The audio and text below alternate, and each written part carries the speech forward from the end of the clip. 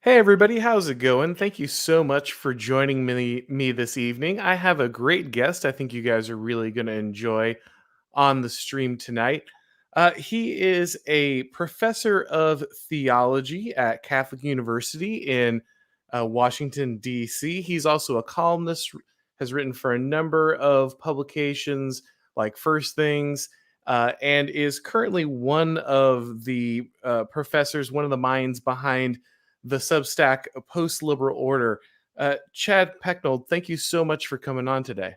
Yeah, my pleasure. Thanks for having me, Aaron. Absolutely. So, I always start out the same way. And I guess there'll be two parts of this because obviously you're a professor and you also have this other project, kind of writing on the Substack. But how did you get started in what you're doing now? Have you always been interested in theology? Is that something that, grew on you as you got older? How did you get into that? Yeah, I mean, it's a great question. It's interesting. I mean, there's a short version of how we started the post-liberal order Substack, which is just a bunch of friends, a few of us friends who started it last month around this idea of post-liberal politics. But my career as a theologian started around the topic of post-liberal theology. So the longer story is really a story of how when I first started getting interested in theology in college, I there was something called post-liberal theology, which was this phenomena that was being promoted at Yale University, and the post-liberal theology then in the 1980s meant something like a world that had moved beyond Descartes and Kant, a world that had moved beyond sort of a kind of rationalist fundamentalism and had moved towards more linguistic, culturally relativistic accounts of tradition, of differing accounts of metaphysics. Differing accounts of how the world was arranged. And so the post-liberal theological trend was something interesting to me because it was a way of grappling with, in a sense, the fact that liberal theology had devastated the churches. Liberal theology had very much damaged Christianity. And so what I think I was attracted to was the idea that there was going to be something after liberal theology, something that we called post-liberal theology, that was going to, in a sense, try to recover the traditions. And so maybe the link to post-liberal politics, which came later for me, is Alistair MacIntyre. Alistair MacIntyre, I don't know if you bear any relation to the great philosopher, but It was a bit of an inspiration. But let me ask you: did you grow up in the church? Were you always Catholic, or is oh that yeah, something that's a different for good you? question. No, my mother's side was sort of lapsed Protestant, and my father's side was lapsed Catholic. So that meant that I was just lapsed. So I was not raised in the church, though I was baptized. Some good effect of cultural Protestantism and cultural Catholicism is that many people still believe they should baptize their kids, and so I was baptized, but definitely not raised in the church. And I didn't become a Christian until college. Well, really in late high school and college, I really took my faith seriously. I became a theology major, and as I say, was attracted to post-liberal theology because I think I, in a sense, blamed being a lapsed, secularist on liberalism. I thought liberalism had deracinated and destroyed Christianity, to make it an ineffectual force in the world, and so I think that's what originally attracted me to post-liberal theology, and it's still what attracts me now to post-liberal politics. And mentioning your inspiration, Alistair MacIntyre, the idea of tradition-constituted rationality struck me very, very early on as precisely the way to demonstrate the superiority of Christianity for an account of how the world is ordered. And that's been a kind of through line from my early work. I did my doctorate on post-liberal theology at the University of Cambridge, and so it's kind of, it may be interesting only to me that my claim on post-liberalism is lifelong. To many people, it's new, but it's always been an aspect of my thought. Well, you definitely have one of the unique stories of rebelling against your lapseness once you got into college and Yeah. moving towards the Catholicism. So Yeah, that's the true rebellion. Anybody that's can right. be a liberal, progressive, like that's boring bourgeois, but the real exciting thing is to break back into something that we've lost. Absolutely. So I think my audience will probably be a little more familiar with this than maybe some. But when we talk about post liberal, could you explain a little more what that means? Because obviously, for the average person, liberal is a political persuasion, which means you're progressive in I guess the American Democratic Party sense. But I think obviously we're talking about a different type of liberal. So could you explain a little bit what you mean by post-liberal, not just in the theological sense, but more in the political sense? Yeah, I mean, both liberalism in theology and in politics shares um, a basic view that we construct reality out of our will. That reality is something that we make. We make the world. Man is the measure of all things is a sort of great, sort of liberal triumphant phrase. The idea of individual subjective rights, a world that's built on subjective rights claims, a world which sees the political community as simply an aggregate of individuals, which I think seeing the world that liberalism has created is really a world in which we're all isolated atoms, monads, separated from each other, and it tends to a kind of Gnostic anthropology. Liberalism detaches us not only from one another, but it detaches us from our own bodies. And so liberalism has this deracinating and denuding effect on the human person. It has this deracinating and denuding effect on the human family. And really it constructs an aggregate view of reality rather than understanding the good as something that we participate in, something that we discover. And I think the whole approach to common good conservatism, which is another sort of post-liberal moniker, is to kind of reassert a classical vision of what the good is, and that the good is something which is prior to us, and that it's something that we discern in the family. We discern what the common good of the family is. It's not something that we construct, but that we discover. That's a radically different understanding of the good than what liberalism gave us. And liberalism also really detached us from a teleology, from a sense of purpose. And what post-liberalism, I think, represents is really, in a sense, what Patrick Deneen writes about in Why Liberalism Failed.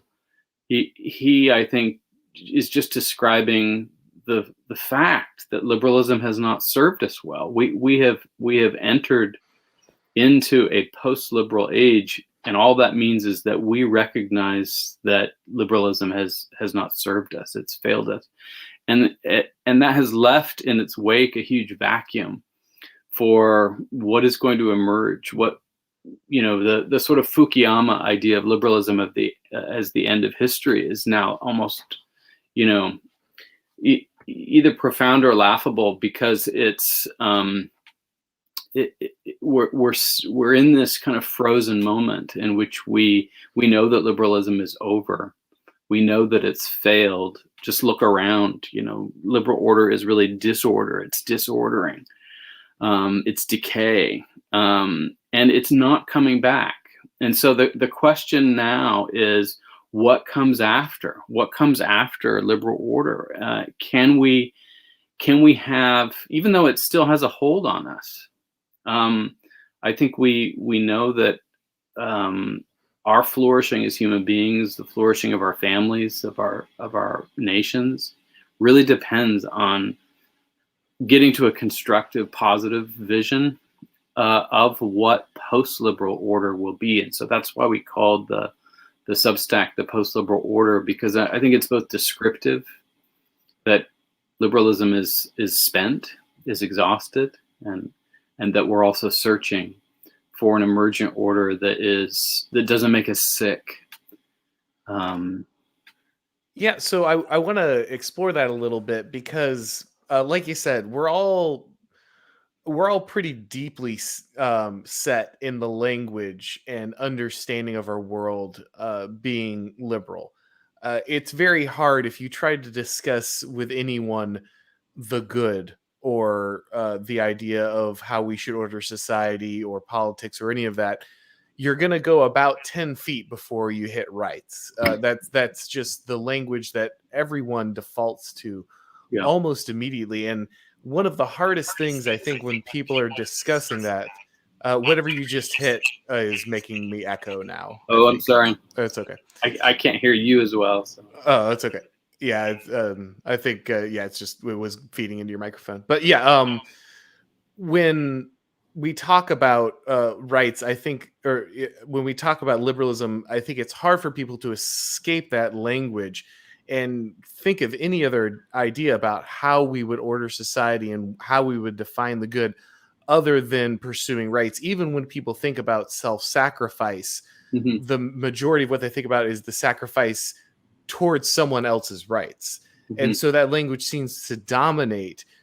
So what I think, we probably kind of both know where this one's going to go, but what would be the definition of the good outside of the frame of rights that would allow people to kind of understand and order things in a more productive way? Well, I mean, you can't get around God. I mean, I think this is it's not accidental that the four of us are Catholics on post-liberal order. I mean, when you start to think about the good, you're starting to think about something more than just atoms. You're starting to make abstract judgments about the material world, and you're saying that when you really want to get to a serious, metaphysically thick account of the good, you need to begin talking about, where does the good come from? What's the structure of the good? Is the good intelligible? If the good is intelligible, what makes the good intelligible? We know that this is the case. We know that good things are intelligible, and that if they're intelligible, that is a sign that they have an intelligible cause, and that we can call that cause God. So I think linking the good to God is absolutely critical to breaking the stranglehold that we live under, this sort of frozen world in which we're not allowed to talk about God, but we want to defend rights. The whole tradition of rights comes from thinking about how God has made us, and how God has objectively made us. Alistair MacIntyre, in his recent Notre Dame talk, really, I think, was helping us to get to an objective account of rights, and to be taken out of a subjective rights framework requires, I think, that we talk about the telos of the person, the purpose of the human being, who has a real divine origin and end. And so I think that's the unavoidable step. I wrote earlier during Thanksgiving week about Imago Dei as a political concept, because we need to recover that thick sense of the human being as the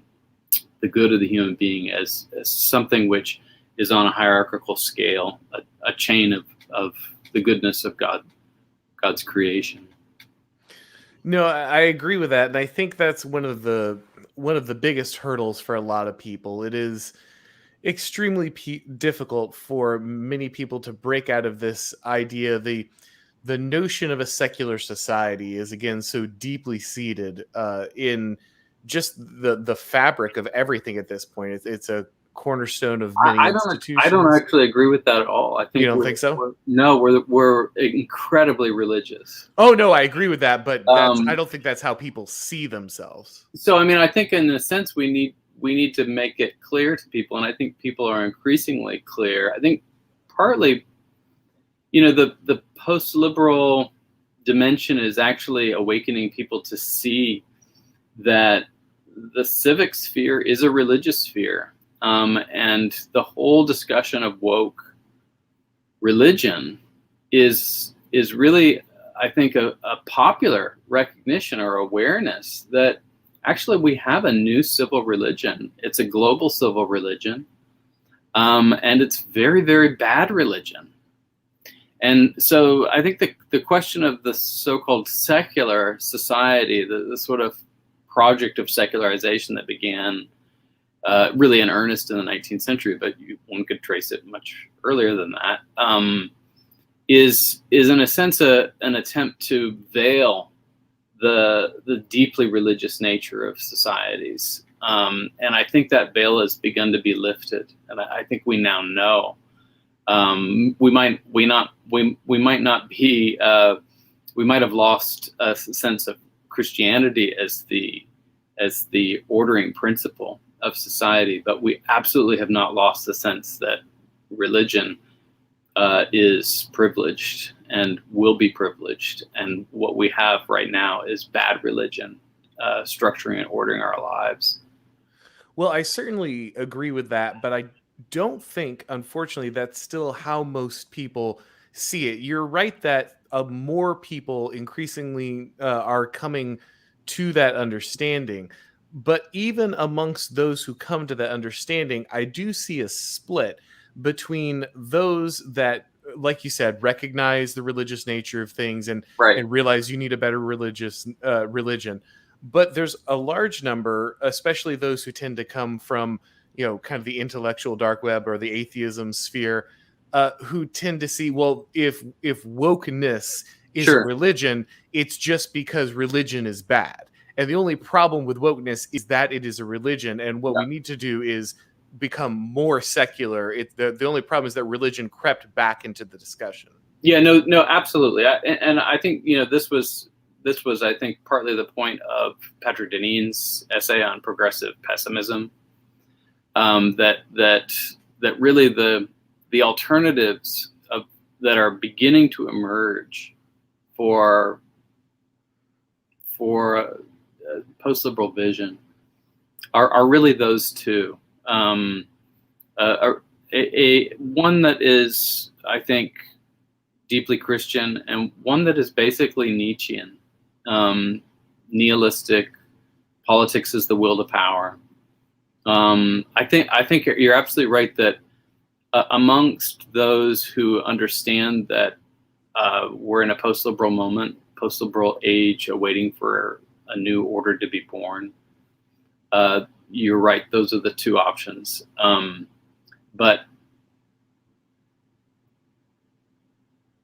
if you contrast who has a better vision for the flourishing of the human person, the human family, the country, give me the one vision that is going to root those goods in God, rather than the one who's rooting them in the will to power, because I don't really see that as fundamentally that great of a departure from a liberal atomized account of the good, in which just whoever has the most power has the power to assert their rights. Well, and I think that you would, from my understanding of those in that sphere, and I think that there is a little bit of difference, because I think what in some cases you have, again, maybe the Sam Harris version of this, which Right. is well, we just need to go back to liberalism. The problem is that religion creeped into liberalism, and once we discard the woke progressivism, we can roll liberalism back to the last patch, and it'll Right. be all fine again. We can go back to the 90s. But then there's also the version you're talking about, which is truly post-liberal, Right. but is then saying we either need to discard religion or find a new religion that's not Christianity, because Christianity is what brought us here. And this is something you hear a lot in kind of especially the right wing, is you have kind of those like me who would like to see a return to a Christian order, Yeah. but you also see a lot of people who say Christianity in it had the seeds of wokeness, and that is what brought us here. And until we completely discard it, we're not going to be able to move beyond, because liberalism will always be around the corner. What would you say to people who kind of had that attitude? I mean, I would say, I mean, I would say the same thing I'd say to Nietzsche, which is that we probably can find common cause in our critique of liberalism, but we can't find common cause in our view of what constitutes an intelligible world. So then I guess the next question, and of course this is, Carl Schmitt and many others had a very similar criticism of liberalism, that basically all politics is theology, and if you're not realizing that, liberalism obfuscates that and keeps you from actually addressing these issues, but at the end these things are always working in the background. Mm-hmm. And we've gotten to a point where I think we've, and of course this is part of MacIntyre's work, right? Like we're not even able to often use the language of morality properly. Like we don't even know Right. that the things we need to properly explain morality aren't even available Right. to many of Like us. a bomb has gone off and we can't put back the pieces of moral language anymore. Right. And so since we do not have those tools available, or such a large percent of the population, it doesn't really have access to that, how do we arrive back into a situation where we can have a common good? I mean, obviously we've both said that God is going to be central to that, but what does that actually look like when people don't even have the language to understand the common good and maybe the way that you would put it forward? How do we get over this? How do we bring people together when they're not even agreeing on facts most of the time, much less like how a good would be reached and determined? Yeah, it's interesting, this point about you hear this a lot, actually, that like, what about if we have a pluralistic world in which no one can agree on what the good is, or no one can agree on the basic facts, then how on earth could we ever have common good governance, right? That's the kind of critique that is often the case, yeah. Is often made.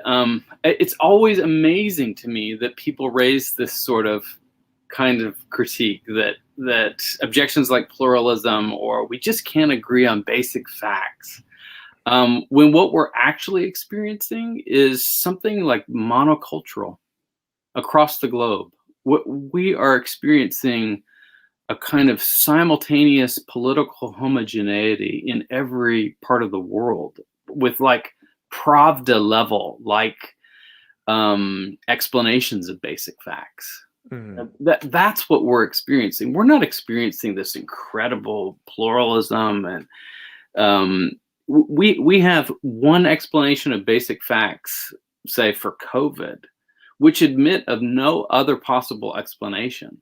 Does that sound like pluralism to you? That's not what we're experiencing. It's like the use and abuse of the word democracy, which is supposed to be like one person, one vote, or something like that. But if you really look at what we talk about in our world today, what we have is a rule of minority elites. We have rule by minority elites. They decide what is good, and they have almost total control over the population. That also does not sound like democracy. That doesn't sound like pluralism. That doesn't sound like we have any conflicts over the good. We just have one vision of the good from a minority elite who has all the power, and it's crushing us. It's absolutely crushing ordinary people. It's crushing workers. It's crushing families. So I think the objection is slightly is part of the propaganda. Mm-hmm. The objection that's raised is the kind of objection that is meant to distract you from the problem. What we're experiencing is like spiritually spontaneous agreement, a spiritually spontaneous agreement that just goes right through the globe. Why is it that we celebrated what we had George Floyd protests in Germany and England right after there were George Floyd protests in America? That is something that you didn't need to have any coordination for that. That's a sort of spiritually spontaneous coordination of the interests of the few against the many. And I think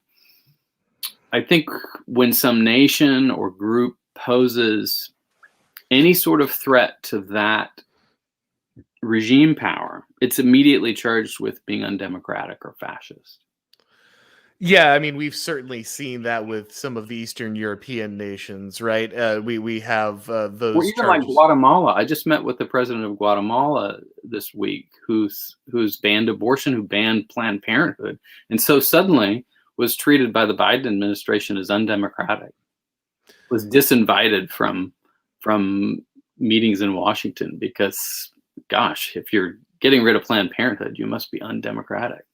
Well, we've used the anti-democratic moniker a number of times to justify a lot of Lots of actions, things, sure. right?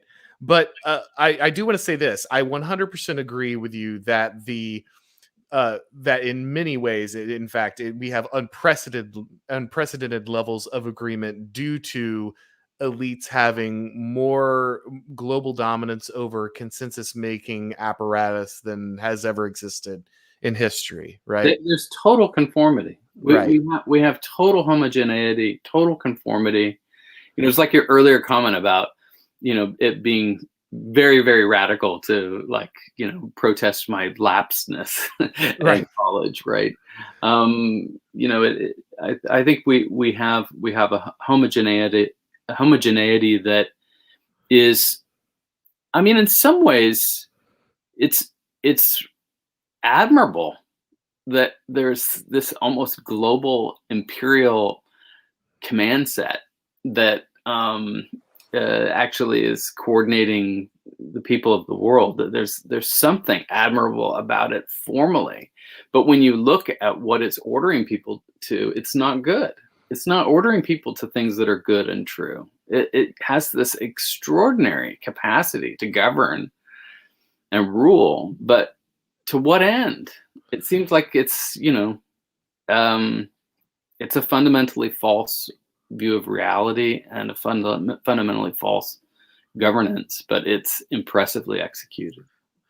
Well, and that's, I guess, then the interesting question there is, do you think that the stifling nature of this would be broken if kind of the ability to enforce this ideology globally was broken? Do you think that different cultures and areas would return to more a traditional version of the good, or do you think that or do you think that it's not just the messaging, that there is something that is fundamentally shifted in expectations, and if we didn't have that constant stream of propaganda globally, would changes naturally take place, or would something else need to happen, do you think? No, you need new elites. You need you need a kind of renewal of our constitutions, both small c and big C. the classical thinkers all know that constitutions, both written and unwritten, they're like people. They're born, they grow, and they die. And I think what we are living through right now is like the command control is that of a dying constitutional order that is, I think, has a very strong grip. But I think if you had strong leaders who proposed different visions, I mean, I think this is one of the reasons why Orban is hated so much in Hungary, is because he simply is standing up and saying, we have a vision of what the good is. We don't have to bow. We don't have to sacrifice our children to the LGBT lobby. We don't have to bow down to the EU. We can actually defend our borders. We can actually be interested in advancing Hungarian families. All of that's heresy. Mm-hmm. Because in a sense, it's heresy because it's standing up to a religious regime that I think is very long in the tooth, is aged. And despite its strength, Patrick Deneen talks in Why Liberalism Failed about how the extraordinary success is also what makes it so frail and weak and on the verge, I think, of collapse. And I think the other threat, you have the Central European threat is almost symbolic. You have China. You have China, which now makes everything. Everything in America that you buy in a store, that you find in a store, is made in China. It's very clear that they are not part of the global religious elites. We have Wang Huning, this Chinese political philosopher who's really always been in the background of China's policies, is trying to revive, I think successfully, or trying to shift the Chinese empire from a communist model, which has passed away for them, to a Confucian model of really expanding their vision for the world. And I think that's most likely where our major challenge is going to come, where a major conflict is going to come from, is a kind of Confucian vision, which doesn't match the liberal vision either. Do you find it interesting that both of the competing possible kind of global orders are both resting on the remnants of kind of past ideologies? You have what is functionally a dead liberal constitution in the United States empire, and then a dead communist ideology. That's just so smart. Exactly right. Yeah, no, that's so interesting. I mean, in it, Legutko's book, The Demon in Democracy, he's got this great point about how liberalism and communism are these two sides of the same errors. Mm-hmm. And how we could not believe that communism fell, and we cheered and said, "See, liberalism has succeeded." But in a sense, I think liberalism just was trailing. It's like a trailing failure. Communism failed a little bit earlier, but liberalism's failure is I think inevitable. And what comes after are emergent orders, which actually are trying to break back into something more ancient. I think that's why Wang Huning is a kind of very interesting figure for Americans to look at. Because he very much realized that just as liberalism was making America sick, communism was making China sick. And and wanted to break back into a more ancient form, and that's been Confucianism. But I think for us, it's Christianity. That's what we have to break back into, and I think realizing that is the beginning of um, of flourishing for us. I think that's certainly true. One of the interesting things I think that you mentioned there with Hungary is the obsession with kind of destroy, the need for liberalism to destroy a country that would prefer its own borders, growing its own family, having its own identity. Hmm. Bertrand de Juvenal talked about the need to centralize the power, how we end up in this kind of totalitarian arms race, and in order to expand the state, you basically have to dissolve every other bond. And Hmm. so once the order kind of went global, the dissolving the bonds went from needing to be local, community, family, religion, to even needing to be nation, people. In almost a globalist sense, we need to dissolve all of these proclivities to favor your nation, your borders, your people, so that we can then accelerate, kind of the ability to control the population. If I think Christianity is going to be key, Yeah. like you said, especially in the West, Hmm. to reestablishing a post-liberal order. But are we also going to need to walk away from globalism and the idea of this global community? Because I do think that is a key part of this expansion. Was, like we said, the ability to force, kind of the American conflicts like Black Lives Matter into places like Germany Yeah. and England and Ireland, where none of these conflicts actually exist. And obviously, we know this is already a problem in the material sense with manufacturing and all these other things. But is it also key to kind of renewing these local traditions alongside the spiritual traditions that we see, that we also see as necessary? I mean, yes and no. So, and there's a speculative aspect to it and a practical aspect to it that it. I mean, look, Christianity is a universal, global faith, um, and um, it's not it's not it's not going to help us to merely think of localities the way we think of individuals, you know, um, as like you could kind of communalize your libertarianism, right? So that you're thinking about localities the way a libertarian thinks about an individual, and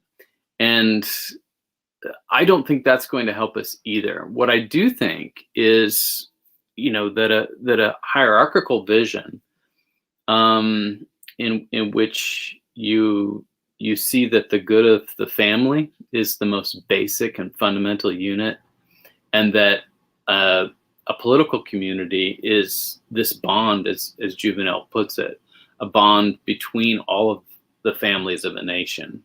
The nation in classical thought was always thought of it as a gens, as a family of families, and that is a good which is common to all of those families, and it has the most basic needs for self-defense, the most basic needs to supply for the good of the nation, and to assert sovereignty, borders, the realities of a country. But one can also abstract further, speculatively at the very least, that there are goods in common between nations. And that's where you start to get into thinking about how you would organize and intelligibly direct those common goods between nations. And that does get you into thinking about something greater than nations. But the idea of subsidiarity, I think, always is securing solidarities at every level, so that every level you're securing the solidarity of the family, you're securing the solidarity of the family of families, and you're securing the solidarities between nations who become friends, and obviously nations that are enemies present difficulties. But that hierarchical vision of the good that also runs all the way up to God, since God is the source and end of all of those goods that we hold in common. you, I think, need to start thinking about how localities are connected. You can't simply atomize localities. That being said, practically, in our present moment, national sovereignty is our best defense against a lot of the global hegemony, and we have to utilize that. Yeah, I think that's right in a lot of ways. Now, if we have a better understanding, maybe then of how we would conceptualize the common good, a lot of people have made there's a phrase out there a lot of people throw around, and it's very vague on the internet, but integralism, right? Or Oh, if I'm right. saying it. um is this something that, or could you explain integralism and maybe what your thoughts are about it? Is this part of what you're talking about? Is this something separate? Kind of explain that for people, if you would. Yeah, totally. I mean, integralism is a word that was made up in the 19th century, around the time that the church was basically being kicked around, and the Pope was a prisoner in Rome, etc., etc. And we can talk more about that, but backing up behind integralism is a much, much more ancient idea that's both philosophical and theological. We can, I think, have a basic agreement that practical things are usually ordered to vision. They're ordered to your purpose. They're ordered to something spiritual that isn't practical, or something at least that's speculative. Something, you want to build a deck, you have a beautiful vision of the deck, and then you go and buy the wood and you figure out how to build the deck, right? So the practical is sort of ordered to the speculative end. That's sort of something, even if you don't use those terms, you do all the time. Similarly, and so that's the lower things, the practical things, are ordered to the higher thing. Similarly, like the soul is something that we don't see, but traditionally, Aristotle, Plato, the Christian tradition sees the soul as forming the body, as the soul as something higher than the body, and something that has higher faculties than our matter. So having an intellect and will that directs our material life is something that we also take for granted. All these are sort of philosophical natural law recognition that the lower is subordinate to the higher.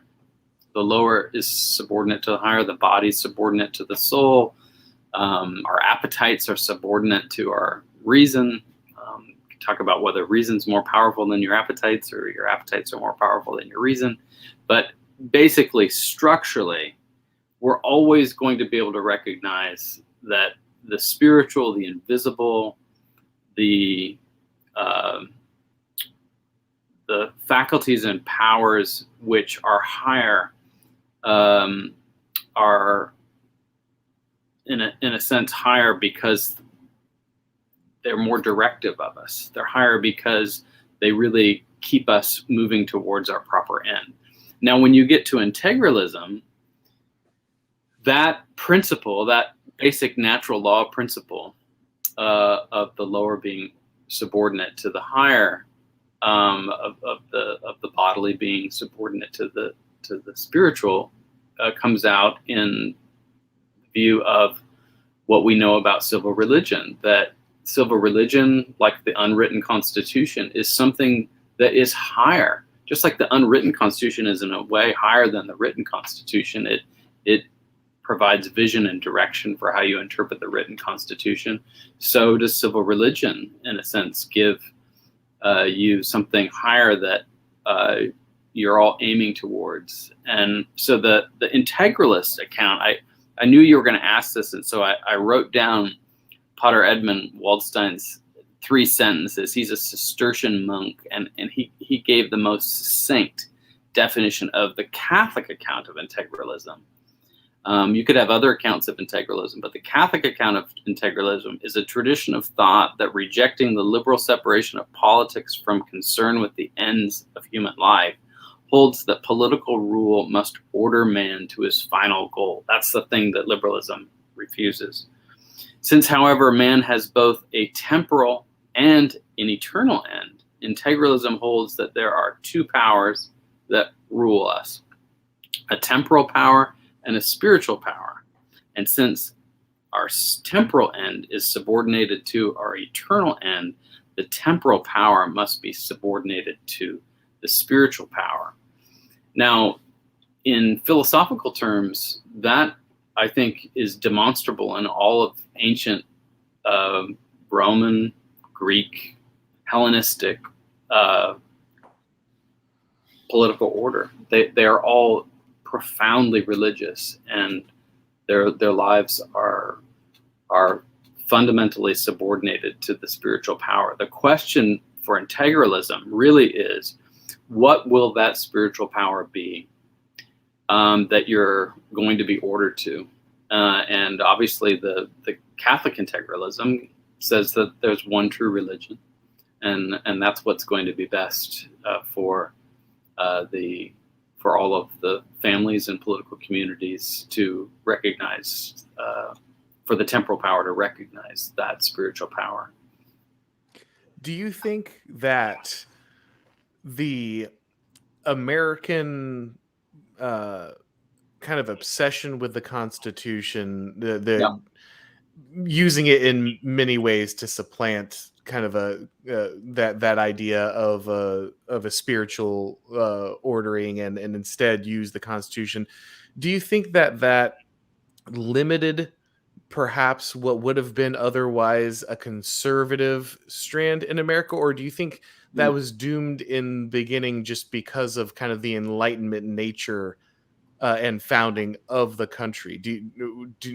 Does that make sense? Like, did we lose the ability to provide a counterbalance to progressivism because we vested so much of our kind of civic religion in the Constitution instead of people in God, or were we kind of always doomed from the beginning because of the Enlightenment founding of the nation?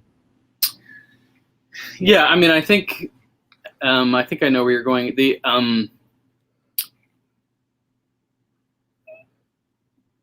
I mean, obviously, the American founding I'm sure you've had guests on it which have claimed that we've had multiple foundings. So I think we can even go back to the tradition prior to the Constitution, in which every state every colony, every state had an established church. And that the Constitution was actually a compromise document to actually not touch matters of religion which belonged to the constituent states. And so the Constitution just really was not designed for civil religion because it didn't conceive of itself as needing one. I think that was a mistake. I think that was a fundamental mistake of the founding. To what extent that mistake is derived from Lockean principles, from ideas about from Locke's essay, and so forth, is one for people who care about these things to dispute. I think in a sense there was a way in which Protestant civil religion, a sort of mere Christianity civil religion in America, had a kind of workability to it for a good number of years. And it waxed and waned, and it got pushed back by know-nothings, and then it came back, and various great awakenings and revivals, and it's a push and pull story. But I think it had a certain kind of workability, but it was always unstable. The push and pull is already indication that Protestant civil religion in America was always unstable. And I think if you look at Protestant civil religion across the centuries, I think that has proved over and over again. That case has been proved, is that Protestant civil religion is less stable than, say, Catholic civil religion or, say, Confucian civil religion. And I think, rather than say the mistake was to think the Constitution was the civil religion, I don't think that's quite right. We certainly enshrined the Constitution. We treat it like a sacred document. I mean, some prominent conservatives carry copies of the Constitution in their front pocket as if it's like the New Testament and the Psalms. And that's clearly sacralizing the text. But I think that, in a sense, is a sacrament of a already existing civil religion, which was Protestant, which lasted for a long time. And what we're experiencing now is the death of the mainline Protestant churches. Basically collapsed the very idea of a Protestant civil religion, and in the vacuum that left, rushed in the new Great Awakening, the new Great Awokening, which is this heretical form of Protestantism. Yeah, and a lot, that's not the first person to make that comparison. It's interesting that alongside Catholicism, you also have denominations like Southern Baptists, which I am, and then and then other Mormons and such that tend to surge. It's all of the traditions that require more. It's all the ones that tend to be, I think, more community minded and I think have a stricter adherence to some. I mean, yeah, that's exactly right. I mean, and there's sociological evidence that backs it up. Any ecclesial community that adopts liberalism is toast within like a generation. So I have some people with some questions here. Would you mind taking some questions? Yeah, I know we're coming up on an hour. Would you be all right with that? Sure, why not? All right. So let's see. If I can't answer it, I'll beg off, but I hardly ever do that. Oh, no problem. No problem. No pressure. Just wanted to grab a few of these here because one of them is interesting, at least. Aaron W. Thank you for your donation, sir. He says, why not reject the state instead of wanting to become the new elite oligarchy? What do you think of trad Catholic anarchism? I don't think it's Catholic. Is what I think of trad Catholic anarchism. I don't think Catholicism is anarchic. I mean, there are romantic ideas that kind of emerge. I mean, Tolkien sometimes says silly things about monarchy and anarchism. I just don't think that is Catholic. It's not part of our deep tradition of magisterial teaching on politics. It's not really part of the thinking of our great doctors of the church. It's not part of Augustine's thinking. It's not part of Aquinas's thinking. So I think it's a little bit of a fantasy that when my beloved brethren engage in anarchism, they're just sort of throwing their hands up about our decline. It's a little bit like Benedict option retreatism. Where I'm trying to write this piece on how many conservatives, and certainly Catholic conservatives, have kind of made their peace with decline, and in a sense are like there to help us cope with the decline. And I don't think that's Catholic either. I think Catholics ought to be agents of God in the world, and God is a God of order and a God of justice, and a God of peace, a God of nature, and doesn't want anarchy. Wants the tranquility. Wants the tranquility of a just order, which is obviously penultimate. It's not heaven. We're not trying to create heaven on earth, but we do want to be agents in the world who in a sense try to do God's will on earth as it is in heaven. Yeah, and from the Protestant side, I can say that this has been the sucker's bet for us as well. We had a large streak of evangelicals embracing libertarianism, thinking this is the answer. We'll retreat, and you guys do your thing, and we'll just create our own communities, and we'll protect them, and we can raise their kids the way we want. And I hope everybody who has paid any attention to my channel and the political theory I've addressed shows why that is very foolish. Just from a Machiavellian standpoint, guys, someone's always in charge, and someone will always rule. And if it's They're not going to you, take your kids. yes, that's right. I mean, that's fundamentally why you shouldn't be an anarchist, because you're just going to be steamrolled, and you're giving up your agency, giving up your social and political by nature, and giving up your political agency in that way for a disordering principle. It just isn't Catholic. All right, Artemis here says Christianity started as a few cells until it grew to take over an entire nation via Constantine. We'll let the historical inaccuracy there go.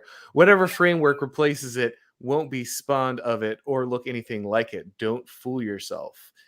What do you think of that? Christianity, no way it's coming back. Whatever's coming next will simply replace it. What do you think?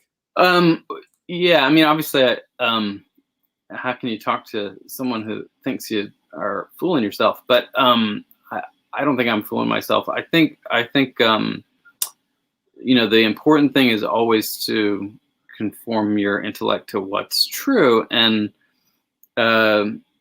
what's true is that Christianity did flourish under persecution, or did grow under persecution. But what really made Christianity expand, what brought Christianity to so many more people, was Constantine making it a licit religio, making Christianity eventually the official religion of empire, which Emperor Theodosius expanded greatly.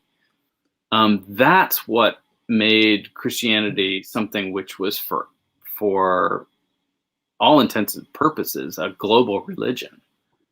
And so I thank God for Constantine and for Theodosius and for Charlemagne.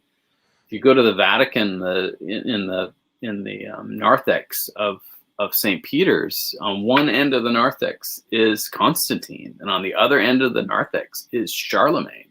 And the simple reason for that is, well, for one thing, they're not in the sanctuary; they're out in the narthex. So, but they're out in the narthex because they defended Christianity. And what we need are new elites who are willing to defend Christianity again. We need new Constantines. We need new Charlemagnes. That, I think, means that we need people who aren't fooling themselves. And one more question here. Again, I think from Artemis. Appetites are greater than reason, but reason can be greater than appetites. It's a conundrum. If the Enlightenment has taught me anything, it's that you can reason yourself into or out of anything. Well, I love the support that you're given to Aaron MacIntyre, Artemis. I think if you read St. Augustine on the free choice of the will, he talks about this, about how our appetites actually can throw up obstacles and try to trick our reason, but our reason is indeed more powerful than our appetites. I think your other point is interesting, that you can use reason to move in and out of anything or to explain anything. I think you put it, if the Enlightenment taught me anything. That's just sophistry. If that's what the Enlightenment taught you, what the Enlightenment taught you is what the classical world calls sophistry, just the ability to make arguments and to get what you want. And that is actually precisely, I think, liberalism's regard to truth, is we're indifferent towards truth. And in our indifference towards truth, we simply use arguments to get what we want. And I think that that's also something that our elites do. And we need a new kind of elite who doesn't do that. a new kind of elite who doesn't produce Pravda levels of propaganda, but actually talks about the truth, talks about how we could be ordered to it. All right. So we're coming up on an hour here, and I know it's getting a little late. Is there anything that we didn't get to touch on that you wanted So to much. get to before we go? Well, the good news is we can always do this again. Yeah. But I just wanted to give you a chance in case there's anything. Oh, and for people, I didn't mention this at the beginning. For people who are not familiar with Chad's work or the post-liberal order or anything like that, I've got the links to all of that below in the video. Subscribe. Yes, go check out his Twitter. Go subscribe to the Substack. I think it's free to see everything at the Substack. So For now. For now, we're gonna be begging for support pretty There soon. you go. But for now we're trying to put up as much content for free as we can, for as long as we can. For the very reasons I stated, we want to inspire a new elite to give us a better order.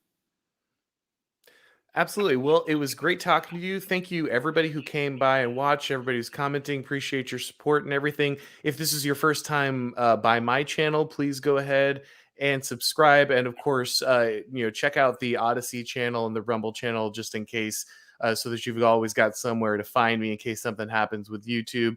I want to thank Dr. Pecknold so much for coming on. I really appreciate it. This is great talk, and hopefully we can do this again sometime. That would be great. Thanks a lot, Aaron. All right, guys, everybody have a good one. And as always, I'll talk to you next time.